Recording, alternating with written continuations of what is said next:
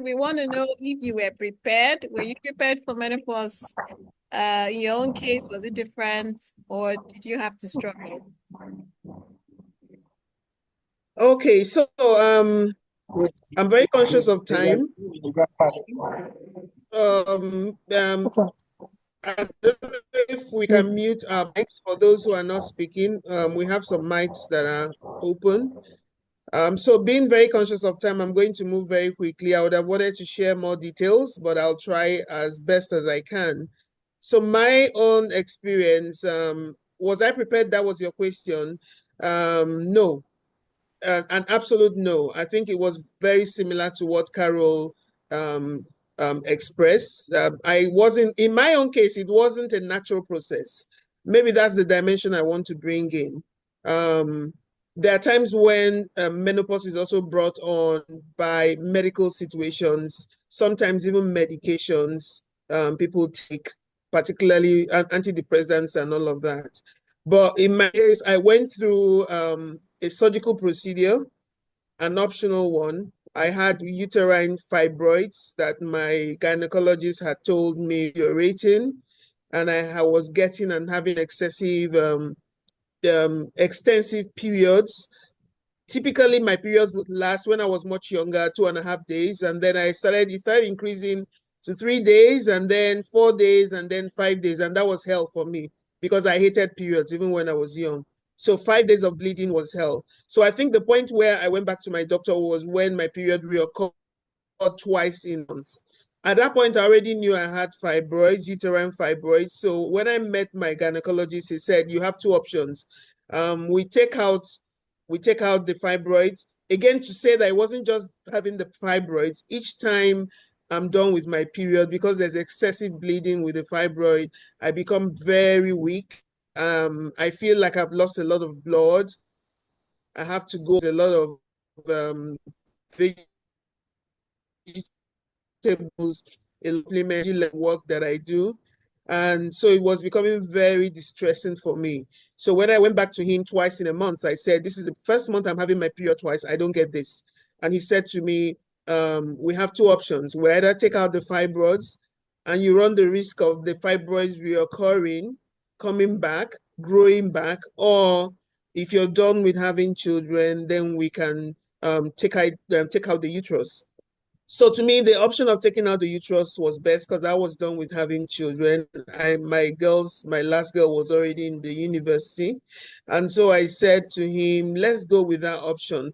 So was I prepared? No, because again, the doctor didn't tell me, he didn't tell me that taking out my uterus, it was complete. I mean, Prof is here, so he would know more about my uterus and the ovaries.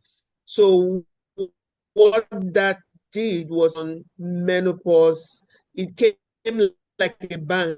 Was prepared for it. I wasn't even educated.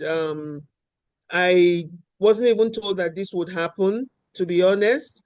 And so after my procedure, I was just too happy that I wasn't going to be seeing the periods anymore. I like only to now realize that I started going through a lot of medical, will I call it medical or just kind of symptomatic menopause, are not even pre now. It was clearly menopausal. So I didn't even have the opportunity of having the pre. So that's how my own situation was different. So I hope that answers your question. Yes, yes, yes. Oh my. Oh my. That's like that must have been shocking for you at the time. Yeah, yeah, it was. I Yeah. can explain a few of the things I Yes, please. experienced, Please do. help Please others do. as well. Yeah, Yeah, please tell. just like Carol, I just suddenly,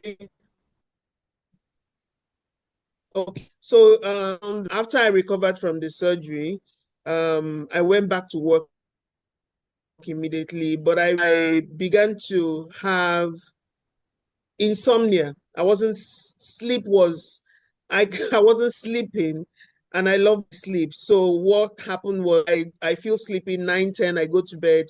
By 2 or so I'm up. And even when I lie down, I had palpitations. It was as if my heart was trying to chest. I started visiting my cardiologist. I was seeing the cardiologist almost every week. and I thought I had a heart problem. I didn't even know that I was already going through menopausal symptoms, and I had no idea it was menopause. That was how crazy it was. I became very weak. I cut my hair. I had very long, beautiful hair. I felt like heat. I mean, the hot flushes now came, but it was like my head, it felt like something was cooking inside my hair. So I removed my wig. I had it on my head, nothing. I then went to the salon. I just told them, you know what, cut this hair. Let me just know where my problem is coming from. Even at that point, I didn't know it was menopause because I wasn't told. I wasn't told or guided. So I just kept going in and out of hospital. At a point, I had to leave work. I had to take some time off work and went home. It was when I went home and I had took some time to rest, and then suddenly I started reading literature on what I was experiencing, and it was through reading that actually it hit me that what I was going through was actually meant how it, and a couple of other things I experienced, but I think those are the most glaring ones. Over. Wow, that was it. Thank you very much. So I just want to know, did you have any mental health struggles? Did you experience that? Maybe like depression, swings. We heard that this comes with menopause. Did any of that? And how were you able to cope through it? Thank you. Thanks, Carol. From what I explained now, it definitely would tell you it was a very depressive period for me. I'm usually very active. Carol knows me. My work life is very intense. Working in NGO space meant that you just have to be. I'm an early riser, and I'm in the office 6 in the morning as a habit. So when I realized that I could no longer get up I don't sleep early.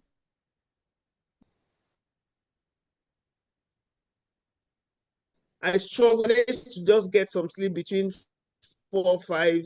They get up early. So I started going late to work, which was like, for me, it's more like not me anymore. I was struggling with climbing the staircase. Carol knows the staircase in the office in Godard Plaza where we were. And I was on the very last floor, which is like 4 floors. To go from the ground floor to the last floor was a struggle. So I just take my time. I get to office by 9, 10, and then I take my time to climb the staircase. So I get to office. I don't have the energy or zeal for the work anymore, pressing for me. And I kept going to the hospital thinking something else was wrong with me, only to now later on at a very late stage to find out that what I had been going through was menopause, and no one prepared me for it, and no idea what to do until I started talking to a few friends, and I started getting reading literature, what I could do and not do. But the moment I understood that it was menopause, it made it better because I thought I was dying. I actually thought I was dying. So knowing it was menopause now told me that, hey, this is not the end. This is just a phase, like my sister, Mrs. Megwa, said.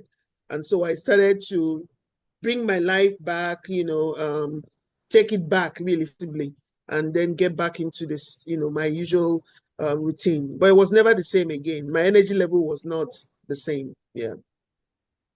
Over. Evidently, evidently. Oh my, I wish we had more men in the house to listen to this. Women at this stage really need tender care. They need love, they need empathy, they need great support at this time. Thank you for sharing this with us. And I'd just like to ask, what advice would you give to women who feel overwhelmed or emotionally drained and depressed during this phase? What advice do you have? Thanks, Jane. I think they're better off than we were. At least now they have the opportunity of hearing our own experience. Even when I mentioned to my mother, that was when I realized what it was. She was like, oh, I didn't she just told me her own experience was nothing compared to mine. At least she had an easy time. So my mom didn't have a similar experience. So there was no one who could tell me, oh, okay, do this or not do that. So I think like the doctor and Mrs. Megwa has said, every woman's experience is going to be unique. There's no two women who would have the same experiences.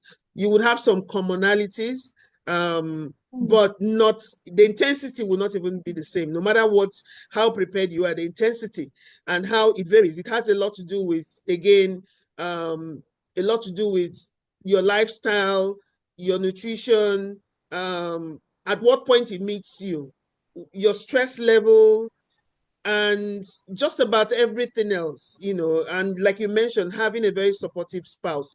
My husband, the father of my children, was very supportive to me during this period, very understanding, because I literally could not even do what I was doing before with ease. And so he stepped in and took on a lot of the load and made it easy for me. But it's not, I don't want to scare anyone. Like Mrs. Megwa said, it's an experience every woman should anticipate. But information helps, and that's why this webinar is apt. Information helps. If you have information, your steps and light years ahead. But when you don't have information, like some of us didn't, we actually started diagnosing different things. So you're better off than we were. You have information, but don't imagine, look at the age. Some people's own start earlier. I had a friend whose own started before she was 40. Before she was 40. And why did it start? Wow. Because she was on very strong antidepressants. And so that knocked off her periods, and her menopause came on.